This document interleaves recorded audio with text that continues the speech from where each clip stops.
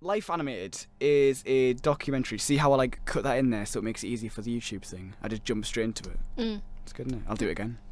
So Life Animated is a documentary about a guy with autism. He's 23-year-old, a guy called Owen Suskind. He's autistic, and for the first few years of his life, he was sort of, he spoke. He was a normal child, if you want to put sort of normal over it. I don't know how to specify that, but when he got to about 3-year-old, he kind of went silent. He refused to speak. He was a quiet child.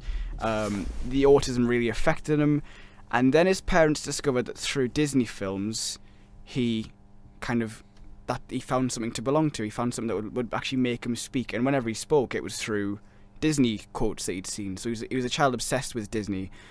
So this is the story of him as a 23-year-old.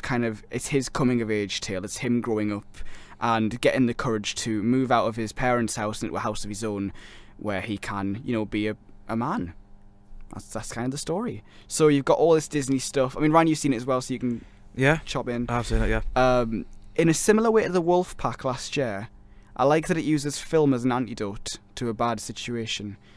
The Wolf Pack, we spoke about this last year. It was a documentary about these brothers who were all living in the same house. They never went out. They were never allowed to go out by the father, who was worried that they would get sort of in trouble, or they would get things bad things would happen if they ever went out of the house. So they all stayed in, and they all, in the same way as Dogtooth, I suppose, the only thing that they knew was what they saw in the films that they saw on TV through all the DVDs that they owned. So they were all a sort of film obsessed house full of people, and then that was their way of sort of coping with the fact that they were in the house. Life Animated does the same sort of thing, because he deals with the autism with the Disney films, and that's how he makes sense of the world. And I suppose it's the same for the Wolfpack. So I like it in that sense, because I like both films, and I like the message, and I like, as somebody who likes films, and when you get people who say to us like, oh, like Lewis the other day was like, oh, you put a bum cinema. I was like, no,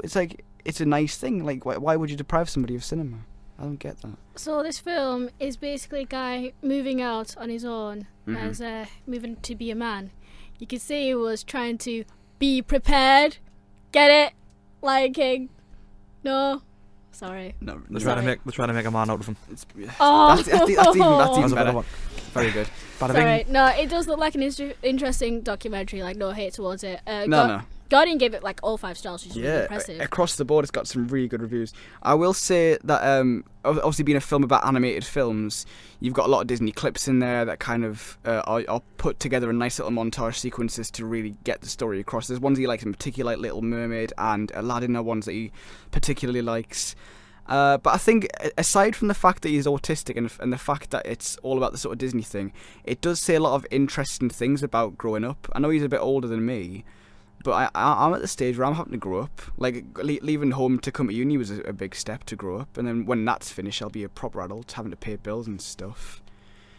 And it was a bit scary, really, watching it. If he can do it with everything that all the challenges he faces, then anybody can, and it made me feel a bit better about myself. But also made me feel very warm for him, because he's a very interesting screen presence, very fun, very knowledgeable. I like that he's a proper film geek. I like that he hangs around with film geeks. I love that he gets a job in the cinema at the end. That's pretty cool. So that's Life Animated. Ryan, what's your thoughts on this? Yeah, I thought it was a really wonderful film. I think Owen was a really refreshingly funny presence. Yeah. I think he was really frank, and I think obviously the challenges he faced are really. I mean, obviously I think in terms of, I think with this and X plus Y. Yeah. A couple of years ago, I think it's sort of. It's all more eye-opening in terms of what the autistic, what is or sort of the challenges that autistic people face. I've really been well versed. I think it's a really fascinating.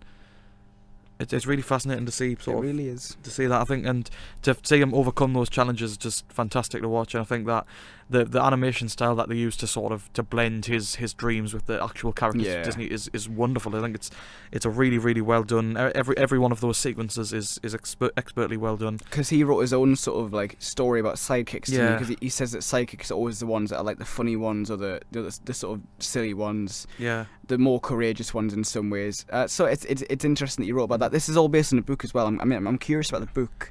of the story. I wonder if it's got the drones in as well. Or... I don't know. I feel like imagine being Owen and having written a story, to have first of all yourself in a film, but also to have the story he'd written put on the screen is pretty special. So, I really enjoyed it. I love the blendings of storytelling and those actual sequences of stories, and I think that it's something that we can all kind of relate to in terms of as you're growing up, you sort of do relate to the films you watch, even if you're not autistic, even if you haven't got something like that.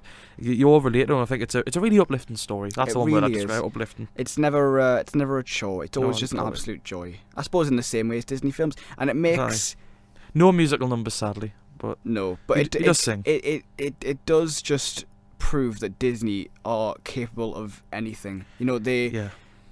They've bought everyone's childhood by now, but now they're also really helping people out, which is wonderful. These films mean so much. They're not the Empire after all. No, they're not this horrible Star Wars killing franchise that we thought they were going to be. They've actually made Star Wars better, and they've helped Owen here. So it's fantastic. Don't forget Marvel. And they've got Marvel as well, so there you go. That's at the Tyneside now from time to time. It's Christmas period, so they might be showing it again. They've also got sensory-friendly screenings on, which I think brilliant, is quite important. Which is fantastic. With lights up, lesser sound and subtitles on. Great. So, that'll be on the Tyneside this week, I think. It should still be on. Yeah. There's more screenings on. Fab. And it's also online as well. If it's not the Tyneside, it's also on YouTube as well. You can buy it, you can rent it and all that stuff.